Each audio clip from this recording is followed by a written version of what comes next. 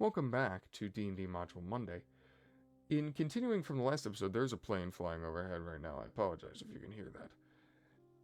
In continuing with the last episode, I would like to take a look today. We talked about psionics in the last episode. I'd like to take a look today at another piece of material that actually deals specifically with the classes of D&D within the world of Dark Sun. And this took the form of Dragon Kings, written by Timothy B. Brown, who also basically just made the Dark Sun universe as a whole. And this was released for 2nd edition Advanced Dungeons & Dragons. Now let me just preface that this video will not include any sort of deep dive or analysis of the Dark Sun universe itself. So if that's what you were looking for, sorry. Maybe one day. But that is not what the purpose of this video is, because that is not what Dragon Kings is. Dragon Kings is a very specific module which writes new high-level abilities and content for the classes of Dungeons & Dragons. Now, I will provide a little bit of backstory as to why things work the way they do in Dark Sun. The most notable thing about Dark Sun, and I should point this out too because it's just funny, this book sold for $25. Back in the day. Anyway, Dark Sun is very, very different from the majority of D&D universes in the sense that it is, I guess it qualifies as post-apocalyptic. Not in the nuclear sense, like not in the sense of Fallout or Wasteland, but I would say it does qualify because the world is basically nothing but desert. And that is because it has been slowly but surely destroyed over a number of years through the use of magic. Using arcane magic, specifically on Dark Sun, on the land of Athos, as it's called, basically kills the world. That is why arcane spellcasters, in many ways, are referred to as defilers, because they are defiling the world to cast their magic. And it is because of those defiling properties of the magic on Dark Sun that psionics are very prevalent, because psionic abilities do not result in that destruction. As such, psionics are an incredibly important part of the Dark Sun world and mechanics when it comes to playing in the universe. So why do I bring this all up? For one, Dark Sun is effectively pretty much the only universe that has really succeeded in making substantial changes to the existing classes in a way that is enjoyable and fun to play. Dark Sun is obviously not nearly so popular as something like the Forgotten Realms, but it does still have a very, very dedicated fan base and people that are very much into these systems and the way they play in difference from the usual D&D experience. So I would like to use this book, even if not talking about Dark Sun specifically itself, to go over to highlight some of these changes and how they work and why they work. Mostly they work because Brown and anyone else who's working on this made changes specifically geared towards the world. So I spoke in the last episode that the issue for most people is that psionics don't fit. Well, that is very clearly not an issue in Dark Sun. Psionics fit. They are crafted and molded into the world to have a place where they fit amongst the classes of warriors, wizards, priests, rogues, and psionics. See, and it was even after thinking about filming the other video literally yesterday, where I thought, I don't think it's necessarily that people have issues with new classes or changes to existing classes. And I think the best example of that might be like a monk. For those of you that maybe haven't read some of the earliest material in D&D, the monk that was present in, say, 1st edition was very, very, very different than the monk that we would eventually come to know and has eventually sort of settled into the monk we all expect to play that came around in 3rd edition. And a big part of the reason for that was that the monk, they balanced it out a little bit. They gave you some new things to do, and it felt like it made sense within the worlds that were available. it all fit very, very well. So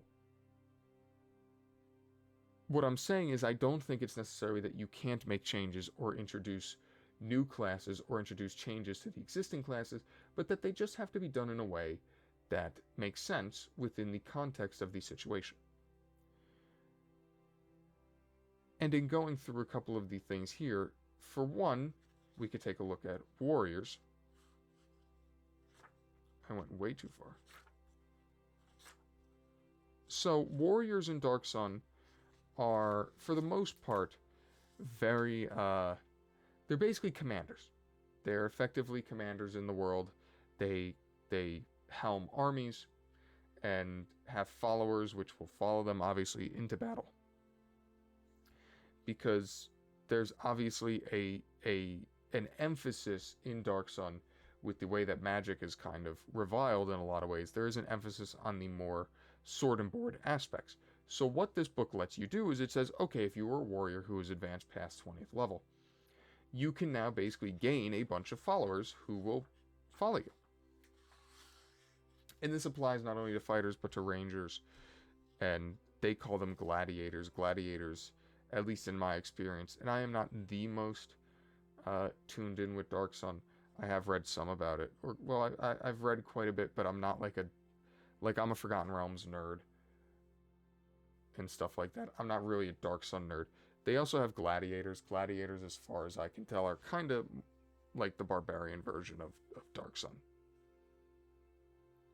But all of these classes have the ability now to basically to take the role of those commanders, to amass a bunch of followers who will then help them, so long as they can keep them happy and keep their morale up, with whatever issues or wars that the warrior player character, who is now advancing to a suitably high level to advance to the point of being a commander, as they see fit. There's also factors such as challenge combat, where you can challenge specific people to basically one-on-one duels. And this is all, again, for the purpose of make this, and it seems like a lot, and it is a lot. You can actually see here are some of the warrior tribes that you can find going about the world, because obviously if you can amass an army, so can someone else. These are obviously huge changes. It is not common in other game worlds to be able to say, yeah, I am a level 24 fighter, and I have 100 people that follow me, or stay stationed at a local barracks and are ready to go raise hell at my beck and call. This is very different. Does it work within the context of the... Yes. Yes. It especially works when you consider that you can then build war vehicles to go riding across the plains on. If you tried to build war vehicles, it wouldn't make any sense in the Forgotten Realms, or Mystara, or Exandria, or Spelljammer. Although I guess if you built a ship in Spelljammer, it would make sense, but it does in Dark Sun, and it plays into the world, and the changes that Brown has presented to the class, and the new mechanics at hand, right? So you have... There was also something called the battle system, which made heavy use of these vehicles as well. So this is a chariot. And this is the light chariot. The other one, this is a heavy chariot. Right? And you can build these and then use them to get around the battlefield, because obviously if you have wars being waged between two groups of hundreds of people, you're going to need more. You're not going to want to be on foot. Be a bit tough. This one's probably the coolest one. You can basically make a wingsuit out of a glider, which is just cool. Like it's out of a cliff glider. Yeah, it's the artwork in this book is sensational. It's fantastic. But anyway, so again, you can now collect companions. You can challenge other warriors and leaders to duels. You can build these vehicles, all of which are sweeping changes to the normal expectation of what you would find in a warrior class, and they're absolutely fine because they make sense, right? So if we move on, so here we have, and there's actually a lot of vehicles that you can build. We have, I mean, look at this piece of art.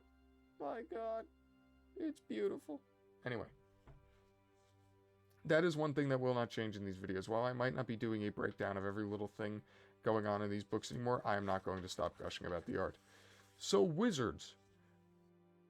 As we spoke, wizards are, for the most part, defiling the world. Although there is a way that you can cast spells without destroying the world, but it's kind of like a thankless choice, because even if you don't defile the world, you're a preserver instead of a defiler, most people won't trust you anyway. Because obviously the world has just been so destroyed by magic. So what did he do for wizards? Well, if you're a wizard and you're committed to destroying the world, guess what? You can become a dragon.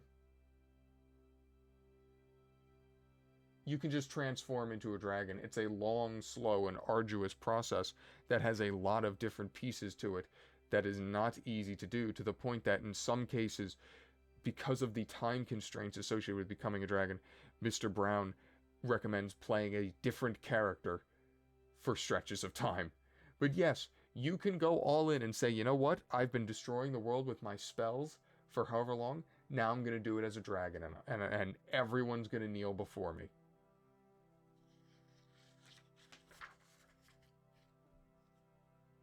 It is done through the use of basically each level from 21st to 30th is a different part of the transformation. And it all plays into different aspects of the world with regard to the wildlife, the enemies you come across, and whatnot, because it's basically like a trial almost to become a dragon. Now, again, in a normal situation, you would sit here and say, it's ridiculous that a player character could become a dragon. But it makes sense here, because it makes sense within the world. This is a diagram of what the actual transformation might look like. It's pretty cool. It is kind of, it sort of taps into that, I mean, who doesn't want to be a dragon at one point or another?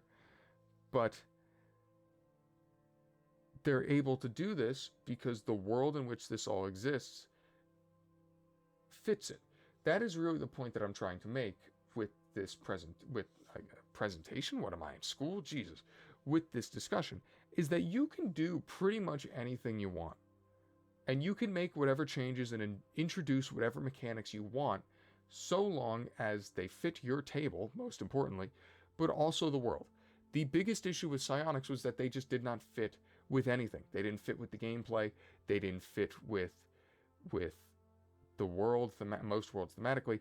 And all of this stuff that is being done, commanding armies, becoming a dragon, whatever, this is all done in the sense that it makes sense. There is no new mechanics. You don't well, there's no new systems. You're not rolling any differently. You're facing unique hurdles and challenges. That's great.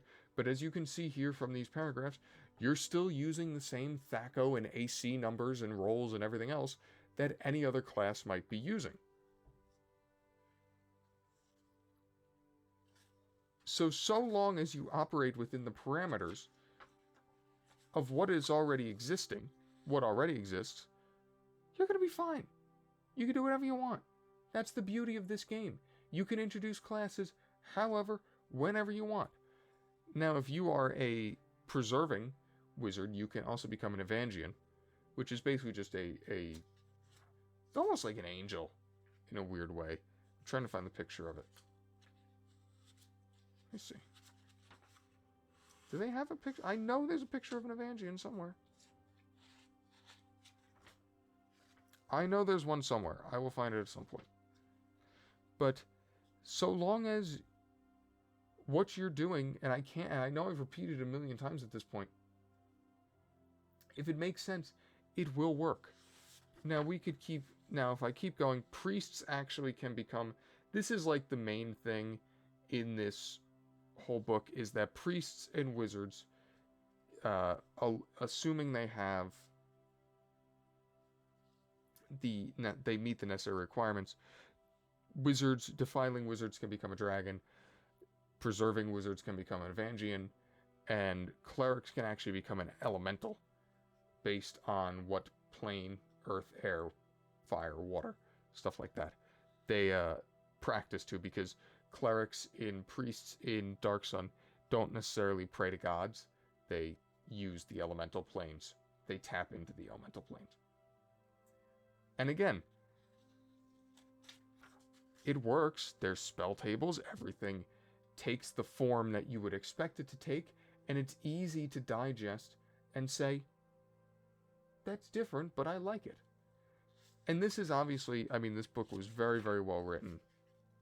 There was obviously a ton of thought that went into these systems. I do think they're a little drawn out, like I said.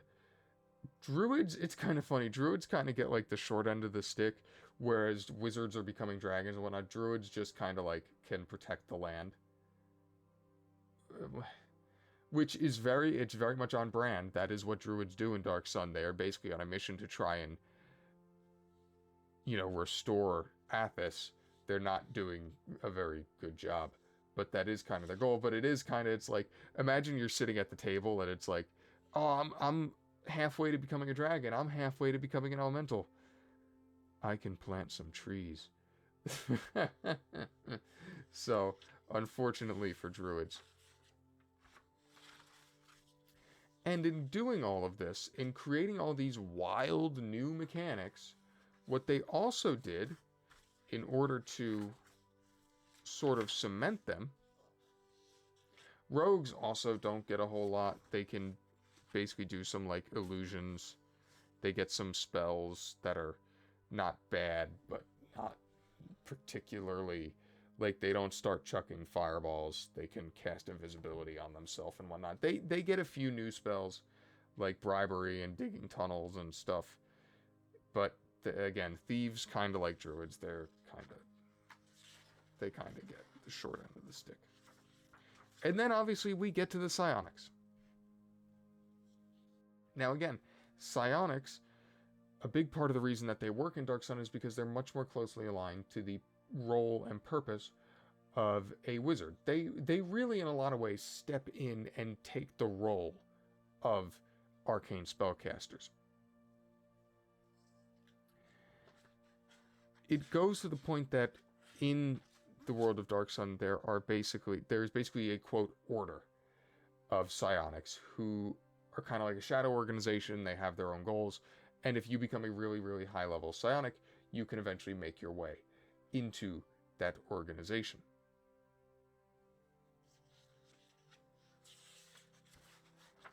So, this is what I would like to get to as well.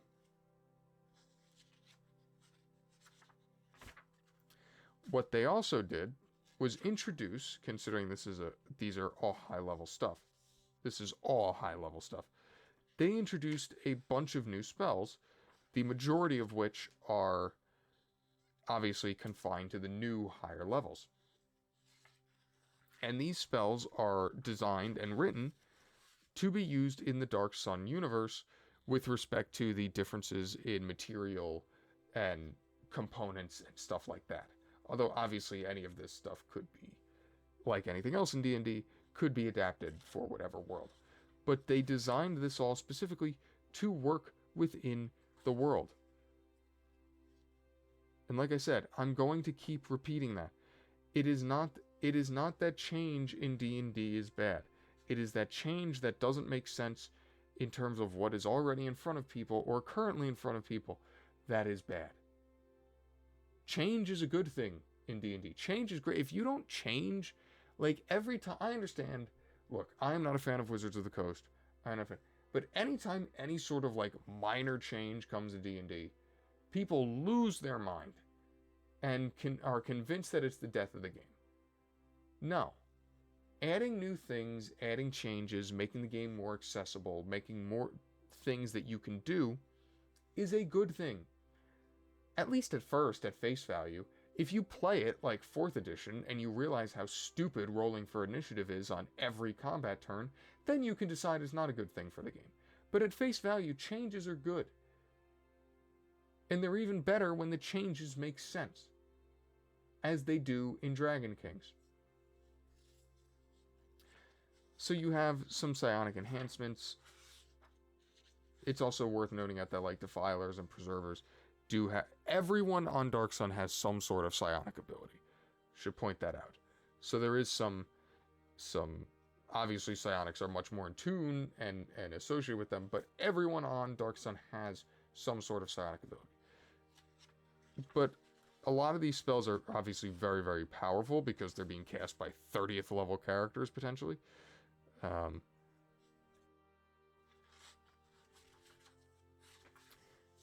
There is a huge... I mean, this list of new... The wizard spell list itself is just massive. And again, you have some that destroy the world and some that preserve the world. But if we move on here, here's another great picture. It's funny, half this book is like literally this appendix of new spells. But there's some new priest spells as well. Priest, I feel bad for Priest because priests don't destroy the world either in Dark Sun, but they basically, because people are so teed up at all times against magic that they oftentimes kind of get lumped in. It's not fair to them. They can summon minions, they can make oases, very, very cool stuff. They can transport an army through a storm, which is just neat. Like, literally the army, like, dissolves into the storm, and then you can move the storm to wherever you want to bring the army. You can make bridges. All incredibly powerful stuff. And then, of course, you have the new psionic disciplines, as are so important to this world. But there was not a second in which I read this book that I thought, in comparison to the Psionics Handbook, where I said, that doesn't make sense. No. It all made sense. It all helps that it's all very good and very detailed, but it all works. And that is the most important thing in D&D, and I think that applies to the classes. Think about your own table, right? Ultimately, if you're DMing your table, you're going to take stock of the people that are sitting across from you, and you're going to make sure that everything works for your players. Now, you might have to put some boundaries to make sure the game stays fair and fun for everyone, but you are ultimately going to do what works with your table, or else your players ain't going to want to play with you anymore. Right? I think that makes sense to anyone with common sense, right? So even when you introduce new wild mechanics, such as a laborious process to become a dragon, which seems so far-fetched and out of this world that it should bore anyone to sleep, but you craft it into what you're doing, it will work. Here's some of the monster manual stuff for the dragons. Where is the picture of the Evangeline? Elemental. There it is. See what this guy kind of looks like. Also, I apologize. I don't think the video has been super great this episode, but the book's a little too big. It's like just too big, basically, for my very small desk. But yes, that is the point I was trying to make, and why I wanted to take a look at Dragon Kings. What the hell was that? That was a loud ass bang. I don't know what that was. What is that? Is that being picked up? Whatever. But I'm not going to keep repeating myself. That is why I've repeated myself enough. I'm very tired. I had to wake up early. I'm sorry. I had to get it's going to be very cloudy later in the day, and I had to get this video done. That is the point I'm trying to make. You can make, in D&D, it's the beauty of this game. You can make whatever changes you want. You can introduce whatever systems or mechanics you want, so long as they have a purpose, and so long as they don't intrude on what people expect. If you keep this game within the framework, and by the framework I mean D20 equals a critical hit, or THAC0, which was not a thing anymore, but THAC0 was a thing here. If you keep what you're introducing within the sort of framework that everyone has come to expect within whatever edition of D&D you're playing, whether it be 2nd edition in the case here, 3rd edition, 3.5, don't play 4, 5th edition, whatever. You can introduce anything you want, and it's going to be a banger. I mean, assuming you put the time and effort in to make sure it's good, it will work. And I think there's a lesson learned there, because the unfortunate thing about the psionics is that, like I said, I think the guy Steve Winter, I think he put a ton of work into that book. I think he put a ton of work into the Complete Psionics Handbook. And I think it's mostly useless because he just couldn't figure out how to implement it in the way that people might have expected from their D&D gameplay. And that's a shame. That is a damn shame. But I also think here Dragon King shows you that, like, yeah, you can go through and write out these incredibly complex commanding armies doing XYZ. And so long as you do it in a way that's respectful to the existing expectations and systems, it'll work. It'll be just fine. I am looking for, I will admit, I wanted to show, it's like a little bit of an Easter egg before I end this video. I don't know where it is. I should have looked for it beforehand. Here it is. This image was used for the first Dark Sun game. TSR really loved reusing imagery between their games and their books. I could probably do like an entire video about that alone. But yeah, I thought that was I was like, oh, when I was reading this for the first time, I was like, it's the Dark Sun guy. D&D is ultimately open and available to whatever you want it to be. You can make whatever changes you want, and you should not be afraid to make changes or introduce new things. Just know how to do it in a way that will be most fun for everyone involved by meeting those expectations. By keeping things, when you keep things within a certain framework, when you abide by certain rules, you open up an entire world of possibilities to yourself. That is why I want to take a look at Dragon Kings, to show you that yes, you can make changes to classes and whatever else, and everything will be good and fine, so long as it makes sense. I hope, considering I've repeated that about 10 times, that's gotten across. So I want to thank you all for watching, and I will see you in the next one.